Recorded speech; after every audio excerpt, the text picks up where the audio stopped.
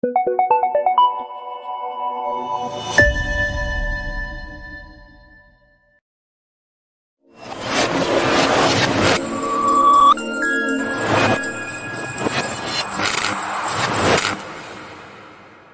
chers amis téléspectateurs, nous sommes très heureux de vous retrouver pour ce nouveau numéro de la Tribune des leaders. Comme vous le savez, nous avons toujours l'habitude de recevoir au cours de cette tribune un expert en leadership, un homme dédié, un homme politique. Bref, c'est un homme qui a plusieurs casquettes. Avec lui, nous allons essayer de développer également un thème particulier. Il s'agit de la guerre de leadership. C'est bien sûr avec le bishop Ejiba Yamapia, à qui je demande de pouvoir saluer tous nos téléspectateurs. Oui, chers amis, vous tous les abonnés de MS TV, nous vous disons bonjour.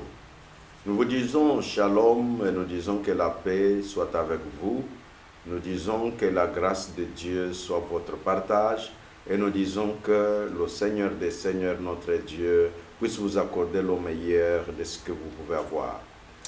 Merci beaucoup, Bishop. Merci également à tous les téléspectateurs de MS TV et surtout, nous tenons à vous remercier de la manière dont vous vous permettez de vous abonner et aussi bien faire abonner d'autres personnes sur votre chaîne. Aujourd'hui, comme je l'avais déjà annoncé, nous allons parler de la guerre de leadership. C'est un concept qui se constate dans plusieurs domaines, dans la religion, dans la politique, dans la musique et que sais-je encore.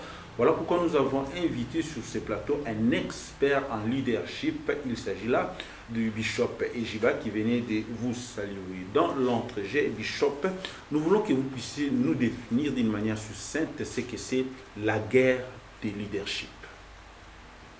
En parlant de guerre de leadership, nous voulons aider ou contribuer à la réflexion parce que tous réfléchissent, tous ont une opinion et puis tous reçoivent les informations de différentes sources.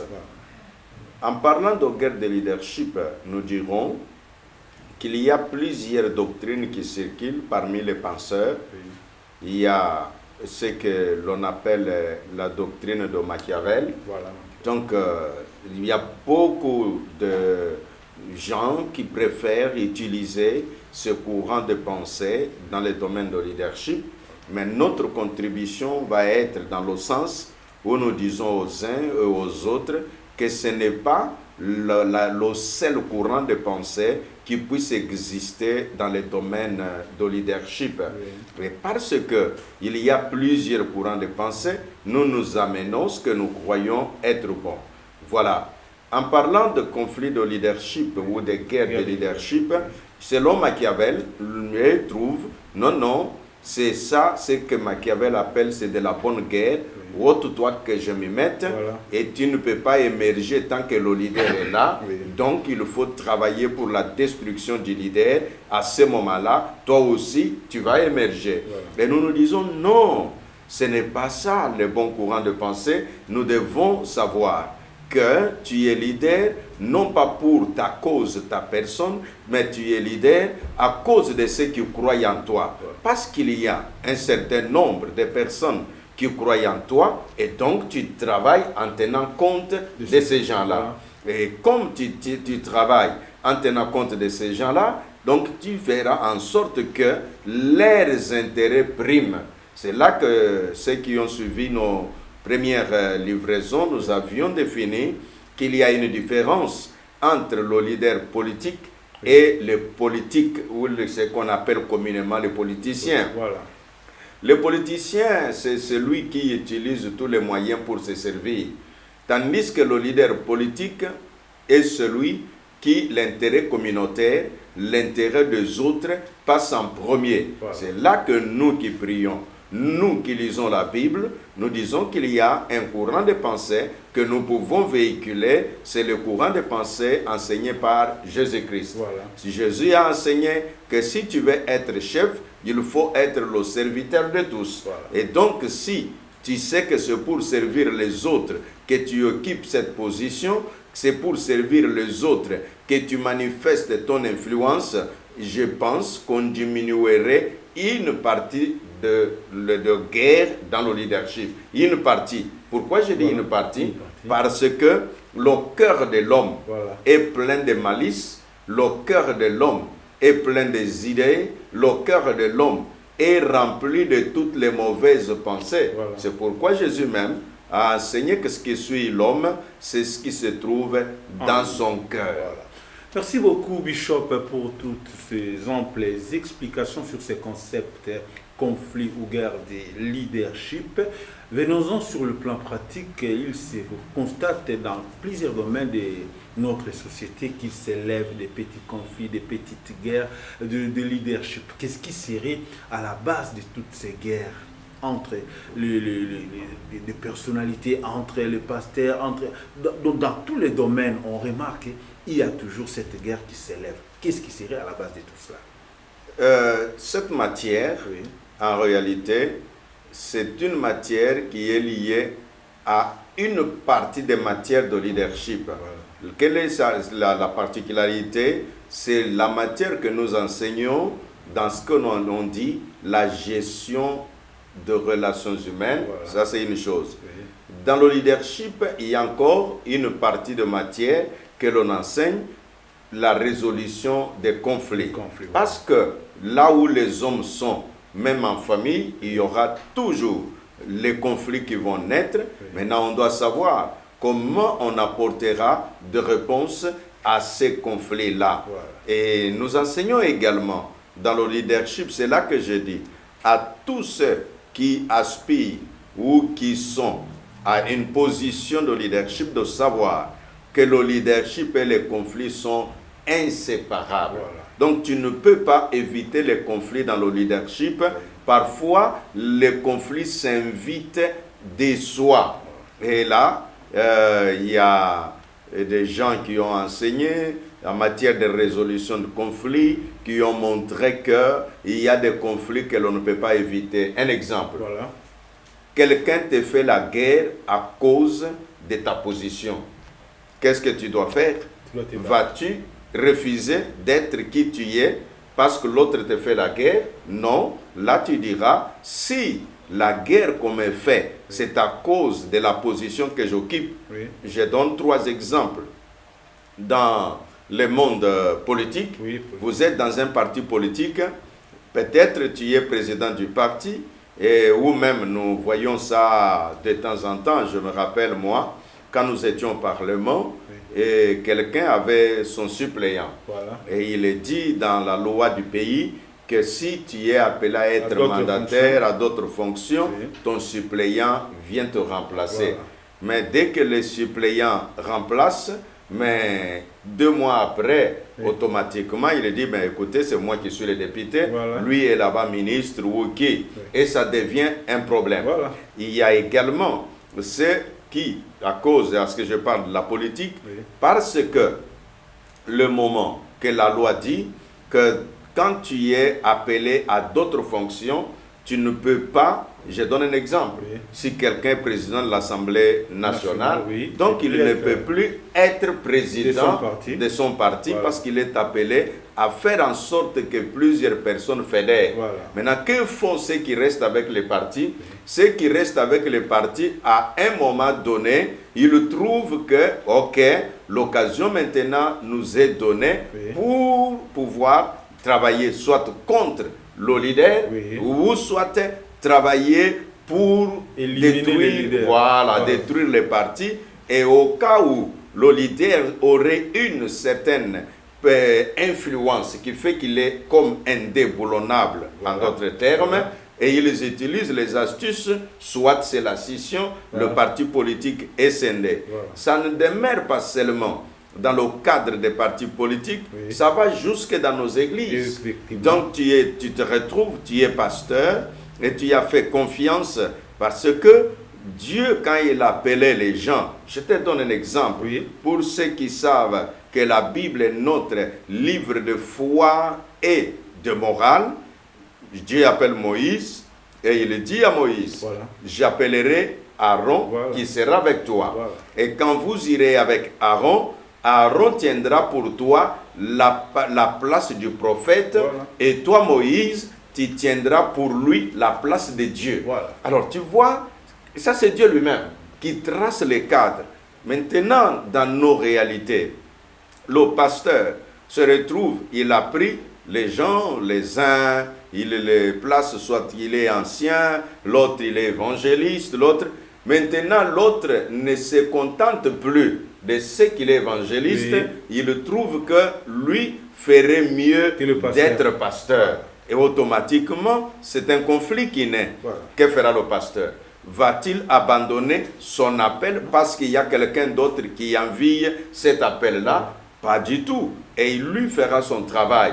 Et là, nous disons à ceux qui nous suivent que si tu es réellement appelé par Dieu, tu n'as pas besoin de déstabiliser l'autre pour t'installer. Voilà. C'est de la même manière aussi. Je donne un exemple dans le football. Oui. Vous trouverez que dans une équipe, il y a quelqu'un, c'est un joueur comme les autres, lui, comme unité, ne peut pas prendre la place de 11 joueurs sur le terrain.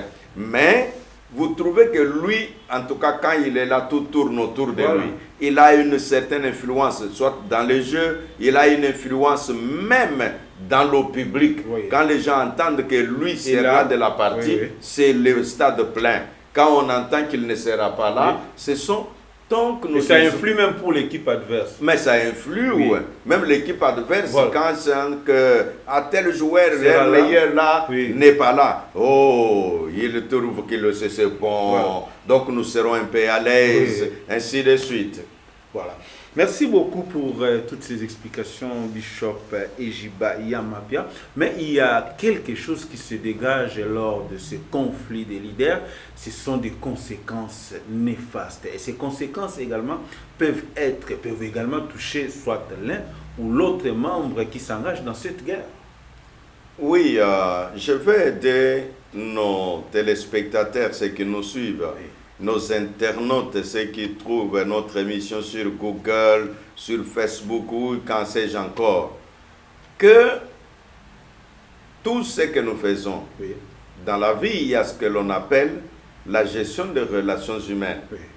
Dès que tu connais quelqu'un, même si tu ne peux pas avoir un intérêt là où il se trouve, mais sache qu'un jour ou un autre, tu rencontreras la même personne dans d'autres conditions. Je vais te donner un exemple. Quand j'étais au Parlement, nous on s'est retrouvés là, qu'il y avait des députés, qui ils étaient ministres, et maintenant ils ne sont plus ministres, et ils doivent chercher la signature auprès de celui qui siège. Et vous trouvez que parfois, les gens se sentent un peu mal à l'aise. Pourquoi? Parce que quand lui avait la signature, il avait maltraité les autres.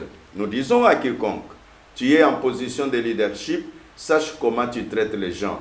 Et là, il y a un principe cher qui dit, quand tu montes en ascenseur, ne méprise pas ceux qui sont au rez-de-chaussée. Parce qu'après un temps, l'ascenseur va redescendre.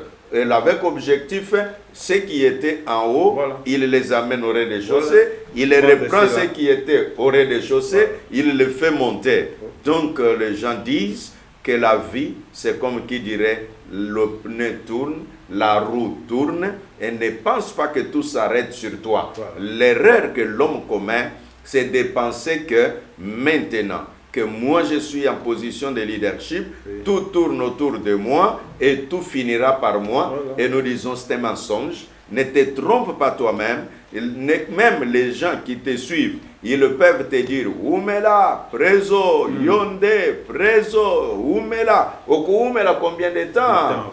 Ceux qui étaient là, Balobana Bangwete Oumela, après quelques temps, Bazali Susute, Bakomuku Yembela Bamususu, Oumela. Alors quand tu es encore dans cette position-là, je parle aux pasteurs, je parle aux hommes politiques, que n'utilise pas ta position pour marcher sur les autres.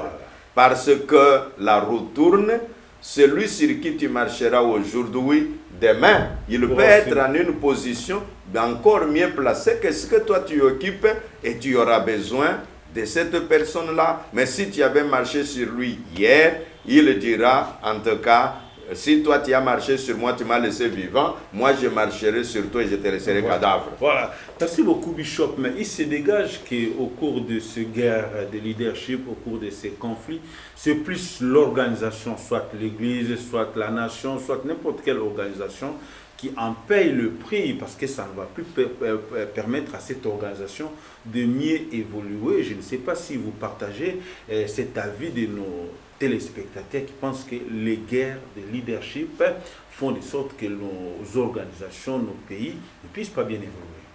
Oui, dans la branche, comme je disais, que le leadership c'est un domaine très vaste. Oui. Quand on enseigne la gestion des êtres humains ou des relations humaines, on enseigne ceci. Quand vous gérez une organisation, les gens sont catégorisés dans l'organisation là. On montre, il y a les autres qui font, tu vois dans une forêt, il y a les animaux. Tu vois le cou du girafe. Alors, une girafe a un cou très élancé. Donc son cou long, on dit que ce genre de personnes, quand vous avez des girafes dans l'organisation, soit dans votre parti politique, oui, il faut vous attendre que les girafes, voyant très loin, ils peuvent vous déstabiliser un jour ou un autre. Dans la forêt, il y a des animaux tels qu'un éléphant. L'éléphant, c'est vraiment très gros, ainsi de suite. Qui sont les éléphants? Ce sont ces gens. Si c'est pour vous qui êtes du monde ecclésiastique, les gens-là qui ont commencé l'église avec toi, les gens-là qui ont fait des années au sein de l'église, ils deviennent à des moments comme des éléphants. Voilà. Et vous qui êtes dans les partis politiques, les gens qui ont milité avec vous quand le parti politique était à tel moment embryonnaire ou à telle période, ces gens-là, à des moments, ils grandissent tellement qu'ils deviennent comme l'éléphant. Voilà. Et on dit que comment faire pour se débarrasser d'un éléphant? Voilà. Il ne faut pas le bousculer. Parce que si tu bouscules un éléphant, à sa sortie, tellement qu'il est grand, il va casser les portes, il va casser des fenêtres, et c'est la maison qui paye le prix. Voilà. Et on dit quoi? Il faut seulement chauffer la salle. Que veut dire chauffer la salle? Mettre la salle dans des conditions où l'éléphant ne peut pas vivre, et là il sortira par la porte.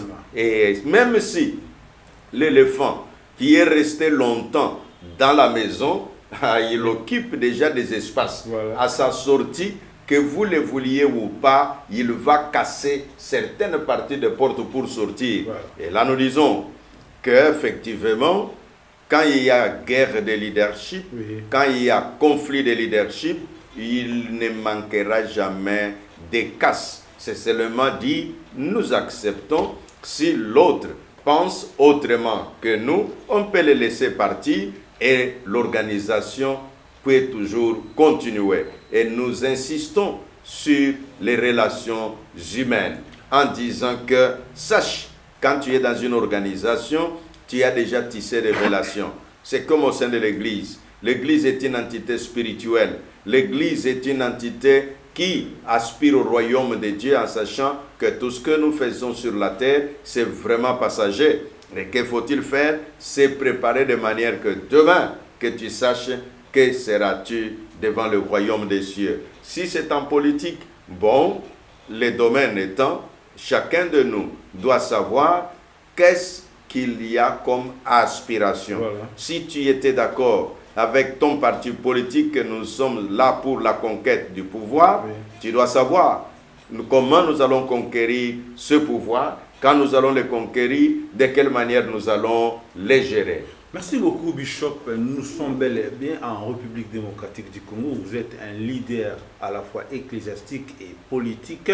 Il y a des situations qui font que la République démocratique du Congo ne puisse pas aller de l'avant. Si nous essayons un peu de voir dans l'espace congolais, nous trouvons qu'il y a des conflits partout. Il y a tel président du parti politique qui ne s'entend pas avec l'autre. Il y a même au sein du parti politique, au sein des institutions. Pensez-vous qu'il y aura possibilité que nous puissions jubiler tous ces conflits pour amener la République démocratique du Congo à son développement et permettre aux Congolais de vivre mieux sur la terre de ses ancêtres? Y a-t-il moyen, n'y a-t-il pas moyen? Voilà. Nous disons que quand l'homme vit, les possibilités sont énormes. Voilà. Pour dire quoi? La République démocratique du Congo, c'est une nation que Dieu a créée. C'est vrai, les gens me diront non, et ce sont les colonialistes qui s'étaient partagés les frontières, oui. Il n'y a pas de problème. Nous disons que tout cela était dans le plan de Dieu et que les sols congolais, oui. C'est Dieu qui l'a créé. Et donc quand les gens comprendront que nous devons voir le Congo d'abord, en tout cas, ils travailleront pour le Congo et les dividendes seront là pour tout le monde. Voilà. Mais quand c'est moi je suis là, c'est moi ou rien, automatiquement nous allons patauger. Vous savez, dans le monde, aujourd'hui, les gens ne parlent plus dans certaines nations de manger et de boire. Oui. Ils parlent qui sera à la Lune, voilà. qui va aller dans telle autre planète. Voilà. Et les gens, on est en train de faire les débats d'idées. Comment amener l'eau dans une zone désertique? Voilà. Ce sont ces genres de choses qui font que le pays ou la nation peut se développer. Oui. Et là, si je vais donner ma pensée, c'est de dire quelle est la vision que chacun des leaders a pour le Congo, voilà. Quelle est la vision que tu as pour les peuples congolais? C'est en fonction de cette vision que nous pouvons espérer que cet homme a la vision qui peut amener le Congo dans le concert des nations. Amener le Congo dans le concert des nations. Aujourd'hui, nous avons des leaders sur le plan politique, au regard de leur vision, au regard de leur combat. Pensez-vous qu'aujourd'hui, nous pouvons espérer que nos leaders peuvent un jour amener le pays, la nation, vers son bien-être? Bon, parce qu'on parlait des conflits de leadership, oui. Ou des guerres de leadership, oui. Je vais dire un principe pour résoudre les guerres de leadership. Dans le leadership, on dit les caractéristiques d'un bon leader, c'est la communication. Voilà. Et dans le leadership, on enseigne que les conflits naissent faute de communication. Oui, oui. Le moment que le leader ne communique pas assez, on ne sait même pas qu'est-ce que le leader pense où il va, automatiquement, les autres, chacun se créera ses idées.